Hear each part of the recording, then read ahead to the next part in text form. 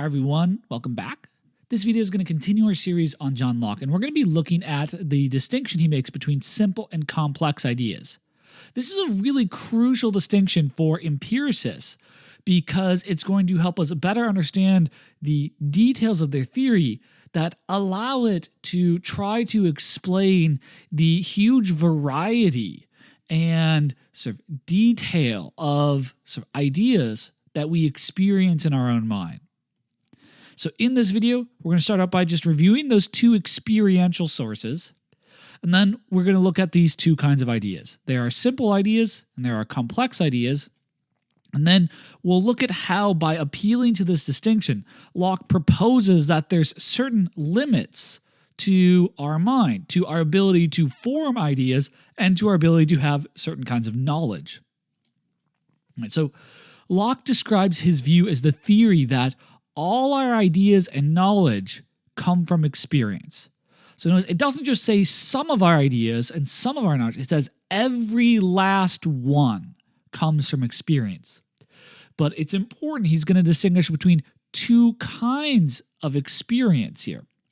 There's the experience we get from sensation.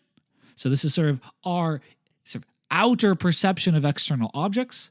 And then there's reflection, which is our this is our inner perception of the operations of our own minds. Now that he's distinguished these two experiential sources for our ideas and for our knowledge, he's going to go on and make a distinction between the kinds of ideas that both of these sources can provide.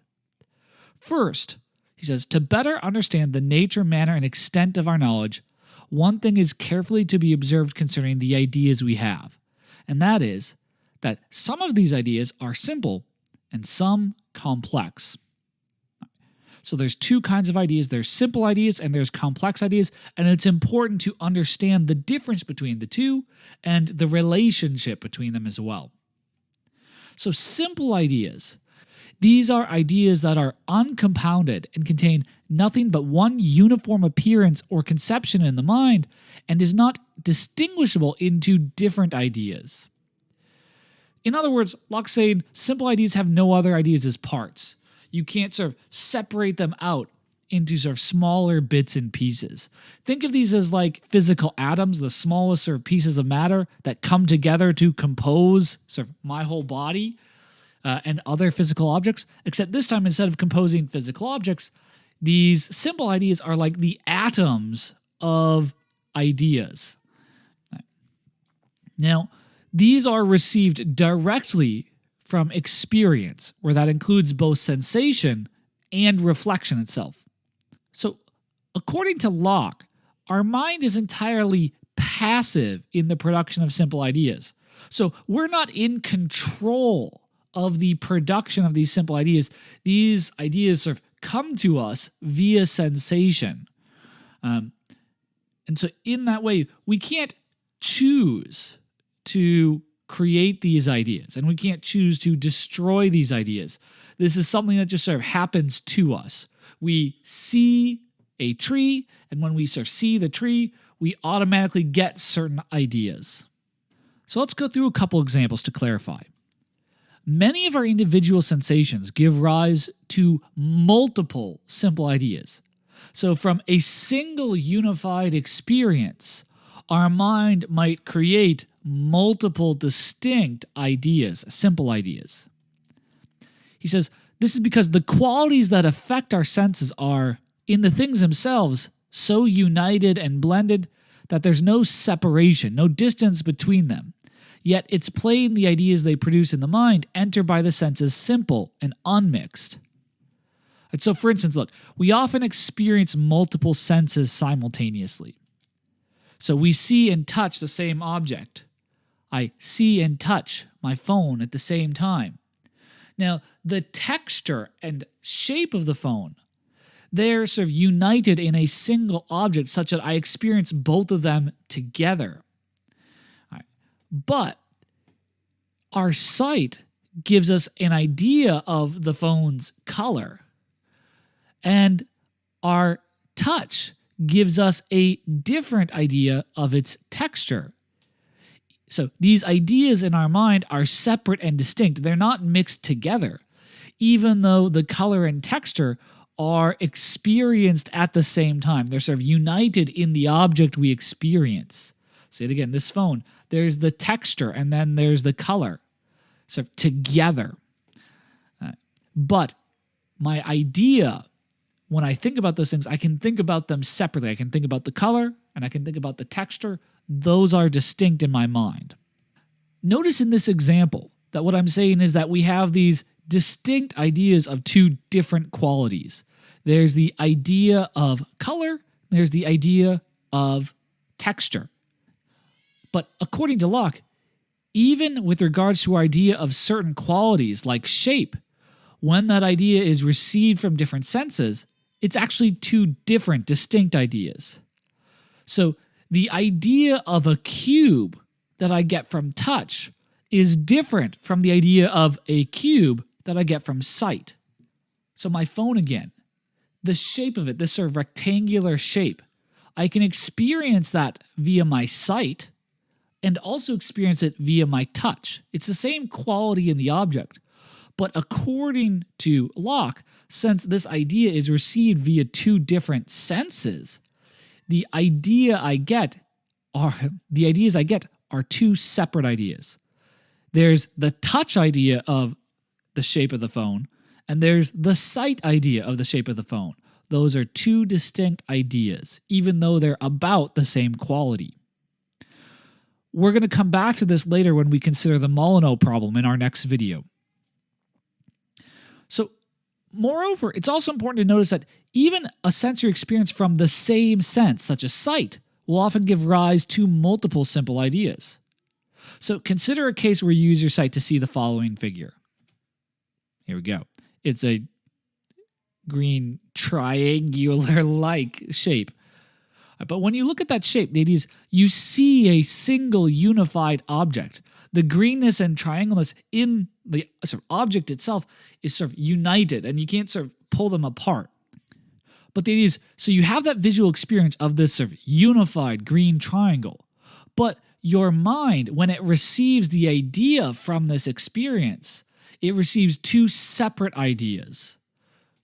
There's the idea of the green of that triangle, and then there's the idea of the shape, the triangle itself. And now notice, these simple ideas that you get are of particular things.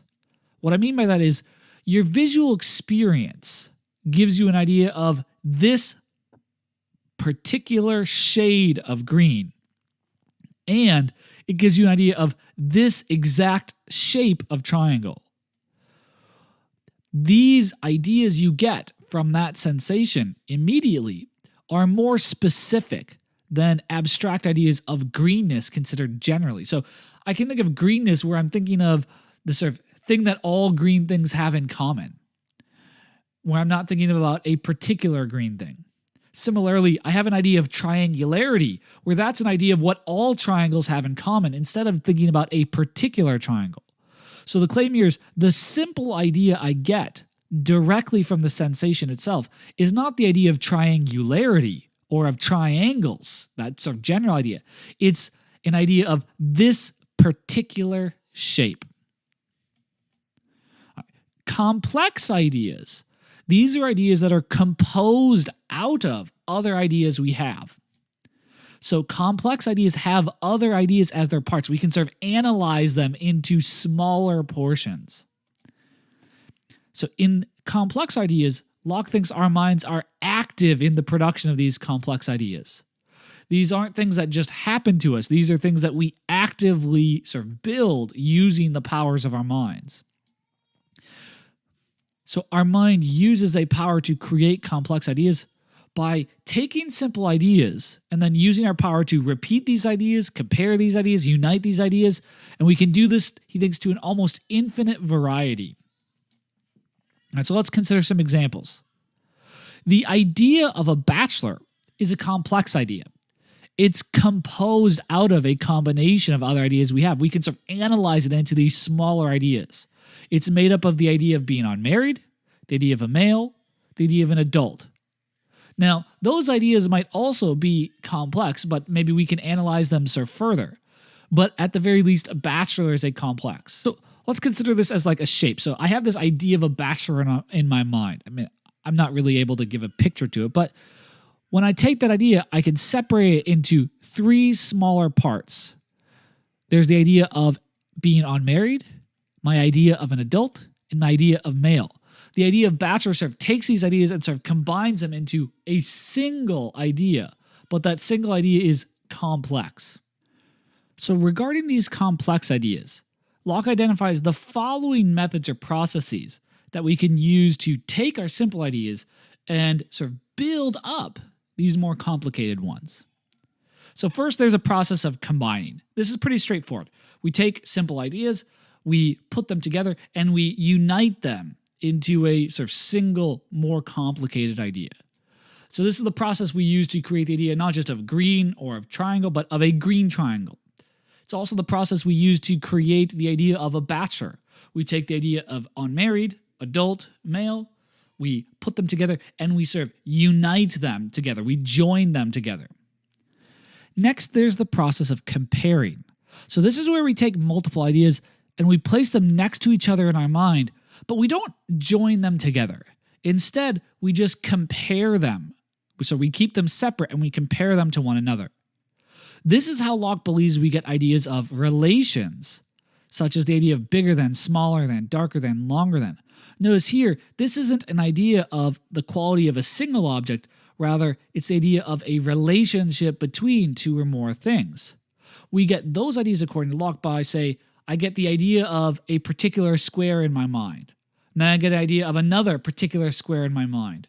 And I notice that there's a particular example of the one being bigger than the other. And I thereby get the idea of that particular example of bigger than relationship. But then there's also a process of abstraction according to Locke. So this is a process where we take multiple ideas and we sort of separate from those ideas all the other ideas that sort of accompany them in their real existence. So what does he mean by that? Well, this is how Locke believes we get general ideas of things like triangularity. So the idea of what all triangles have in common. So I might think of a bunch of different particular triangles, and then I notice there's something in common between all of them. So there's a kind of comparing. There's a similarity between them. And that sort of triangularity, I sort of separate out the idea of, say, this 90-degree angle on this triangle and the 37-degree angle on this other triangle. I know some of the triangles have maybe 3-inch sides, and others have 27-inch sides. So I take all those ideas and I sort of take away the idea of this particular angle, take away the idea of this particular size of side. And then by doing that, I abstract to just this idea of triangularity, of a triangle that is distinct from and unattached from any particular example. Now, this reflection on the production of simple and complex ideas leads Locke to suggest there's certain limits to our minds and to our knowledge. He says, it's not in the power of the most exalted wit to invent or frame one new simple idea to the mind. So regarding simple ideas, we can't create them. If you don't have the sort of sensation, since we just receive these ideas from the sensations themselves, the simple ideas, we cannot create a simple idea. He says, I would have anyone try to fancy any taste which had never affected his palate, or frame the idea of a scent he had never smelt. And when he can do this, I will conclude that a blind man has ideas of colors, and a deaf man true distinct notions of sounds. So the claim here is, look, this seems correct. You can't imagine something you've never actually tasted or sensed. Just like a blind person can't get the idea of colors because they've never experienced them. Because the process by which those simple ideas are created is passively. They're received via our senses or via reflection. He says, whether some other creatures yet, in some other parts of this vast and stupendous universe, may not have this, and here he means some sensory faculty that human beings don't possess, will be a great presumption to deny. So he says, look, it's possible that there are other creatures that have senses that human beings don't. Something besides sight, touch, sound, taste, etc. And so they might have ideas that we can't even comprehend, some simple ideas. Now, as an example here, there's an interesting example from a philosopher nowadays called Thomas Nagel in a paper that's called What It's Like to Be a Bat. And the claim is, look, think about a bat's echolocation. This is a sort of sensory faculty that human beings don't have. And so he says, look, we can't imagine sort of what it's like to be a bat, to have echolocation. Since we don't have that sort of sensory faculty, we can't imagine what that experience is like, and we thereby can't get the ideas that a bat likely gets from those sensations. He also goes on to say, the mind can have no other ideas of sensible qualities than what come from without by the senses, nor any ideas of other kinds of operations of a thinking substance than what it finds in itself. So this is just the claim that simple ideas are passive, they're received via this experience, so if you don't have the experience, you can't have that simple idea. But he says, when it has once gotten these simple ideas, so once we have simple ideas from our senses, we are thereby not confined barely to observation and what offers itself from without. So he says, when it comes to simple ideas, these are limited by the experiences we have. But once we have them, we can then get ideas of things that we haven't experienced, we haven't observed, by taking the parts of things we have experienced and combining them, comparing them, and sort of creating abstraction. It says it can, by its own power, put together those ideas it has and make new complex ones, which it never received so united. So this is how we can get ideas of sort of fictional things. I've never experienced a unicorn, but that's a complex idea. My complex ideas are not limited to only copying things that I've seen directly, but the simple ideas that compose my idea of unicorn, those must be things that I've experienced. So I've experienced the shape of a horse. I've experienced the shape of a horn and other things as well. And I take those two ideas, simple ideas of things I have experienced, and then I join them together through that combination and thereby create this idea of a unicorn, even though I've never experienced one. So there's a couple worries for Locke's empiricism we need to consider. The first is about these abstract ideas. All right, now look, Locke gives us a process, this idea of abstraction for creating these general ideas. But the nature of this process and the nature of the idea that results from this process are unclear. And so look, I have an idea of triangularity, but it's not clear that this is just the result of separating some idea from others that occur in particular instances. So what I mean by this is, look, can you think of a triangle that doesn't have any particular size of angles? Can you think of a triangle without any particular length of its sides? Every time I try to imagine a triangle, it always has a particular length of sides and it has particular size of angles. I mean, I can imagine a bunch of different triangles, but all of them have particular angles, have particular lengths of size, lengths of their sides. And so I can sort of try to understand how the idea of a particular triangle is sort of comes from the senses, because what I imagine in that particular case, the imagination, it's very similar to sort of sensation. It's almost like I can get a picture of that triangle before my mind.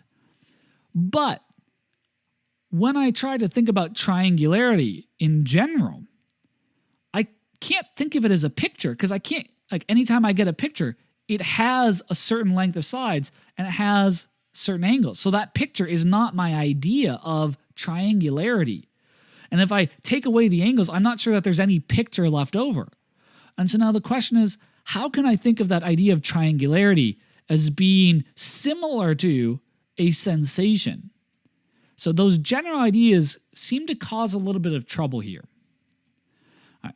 So the claim here is just, what is the nature of this idea that covers all possible examples of triangularity? And if it's so different from, if that general idea is so different from anything like a sensation or a picture, how can we say that it's derived from sensation? All right. It might be helpful here to think of Descartes and the wax example. When he thinks about the wax, he says, when I think about it in general, I think about all the possible shapes and sizes that it can have and can change all those shapes, sizes, and colors and still be the same thing. So my idea of the wax is not the idea of this particular shape or this particular size. It's more general than that. Moreover, it's not just the idea of a bunch of different possible shapes and colors and sizes, because I can only imagine a finite amount of shapes and sizes at the same time. So my idea can't just be like a bunch of pictures next to one another of all the possible shapes, because there's an infinite number of possible shapes and I can't get all those pictures before my mind. And so he says the idea of the wax in general, or material objects in general, are something that is not captured by the senses. There's another word for Locke's empiricism related to abstract ideas. So let's just grant this process of abstraction, and let's grant that we can make sense of some idea that's not a picture, but is still similar to the senses in some way. The worry is that there's some abstract ideas where it isn't clear what simple ideas we could start with and then abstract from to arrive at them. So, for instance, tell me, what simple ideas did you start with and then go through a process of abstraction to arrive at your idea of justice? Now, Descartes would also give the example of God as an actually infinite substance. So he says, look, you might try to start with the idea of your finite power and then sort of negate that. But he says that would only give you an idea of something being indefinite. It wouldn't give you the idea of something being actually infinite. And so if you started with those ideas, you'd fall short of. You wouldn't be able to explain all of the information contained in that sort of idea of God. You wouldn't be able to capture the sort of objective reality in that idea that you have. Another worry is more recent, and it's related to child development. So earlier we talked about the fact that Locke believes empiricism best explains the observations we make concerning how children develop their ideas in degrees over time. So you don't just get all of your ideas at once. You seem to get them in chunks over time. So the 6-month-old child has fewer ideas than the 1.5-year-old. The 6-year-old has more ideas than the 1.5-year-old as well. So we see that these ideas build up over time. However, some psychologists in the 20th century have proposed that the fast speed at which children acquire certain ideas and knowledge would be implausible if none of it was innate. So around 2 years old, there's a kind of explosion of language in children. And it's really amazing how many ideas they seem to pick up in a very short period of time.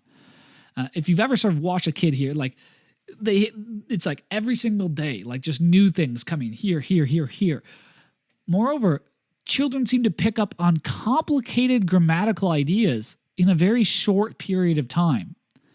Now, some have claimed that yes, you might be able to get these ideas and get this knowledge via experience, but they say in order to get it via experience by getting a bunch of examples, comparing them, abstracting and generalizing in various ways, they claim you need to get so much experience, it would take a long time. And they say it'd be much longer, you'd expect it to take much longer than it actually does when we watch this kind of explosion.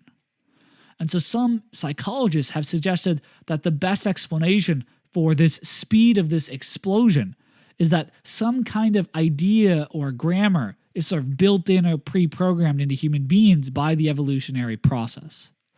Now, that doesn't mean that everything is built in, but just some sort of idea, some sort of structure involved there. All right, so that's all for this video. I'll see you all next time. Bye-bye.